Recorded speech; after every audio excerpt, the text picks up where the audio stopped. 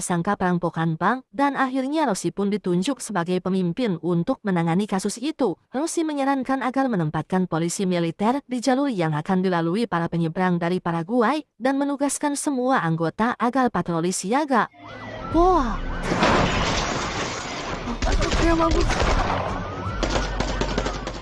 gak lama terlihat aksi kejar-kejaran dan baku tembak antara polisi dan para perampok. Dikarenakan udah terdesak, para perampok nekat menabrak mobil polisi yang menghalangi jalan. Merasa kegok belan berontok eker alias kepalang tanggung, mereka kembali menembaki polisi hingga akhirnya sebagian para perampok itu pun tewas. Para perampok yang tersisa ternyata telah berpencar bahkan mencuri mobil warga sipil dan diyakini akan pergi menuju stasiun terdekat.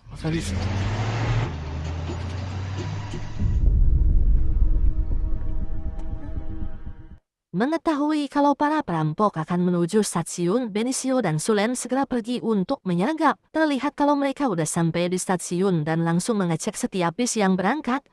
Lebih ke terminal kali ya, bukan stasiun. Benicio curiga dengan seseorang yang terlihat sangat tegang dan melihat kalau sepatu yang dia gunakan penuh dengan tanah. Dia pun langsung mengajak orang itu agar keluar dari dalam bis. Ternyata tas orang itu penuh dengan narkoboy hingga dia pun langsung diborgol. Dalam terminal kita diperlihatkan dengan Sules yang membawa tas berisi uang penuh hasil perampokan bank yang akan dititipkan kepada rekan rampoknya bernama Karimbo. Tapi karena di sana banyak polisi, Sules pun memasukkan tas itu ke dalam tong sampah. Merasa curiga dengan gerak-gerik Sules, polisi langsung membawanya ke kantor untuk dimintai keterangan.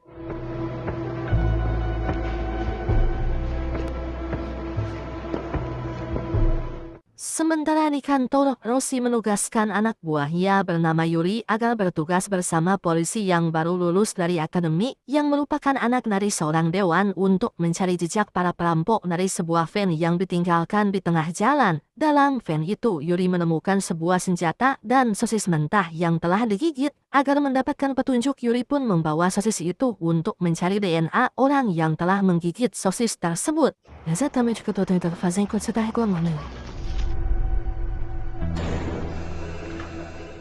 Di sisi lain terlihat Sulen lagi menginterogasi penumpang bis yang dicurigai merupakan komplotan perampok. Bukannya membantu, Benicio malah mencari informasi pembunuh Santos hingga dia mendapatkan petunjuk kalau seseorang yang berhasil ditangkap di terminal punya kecocokan sidik jari di TKP pembunuhan Santos dan 3 bulan yang lalu baru aja keluar dari penjara. Benicio menduga kalau pembebasan tahanan yang mengakibatkan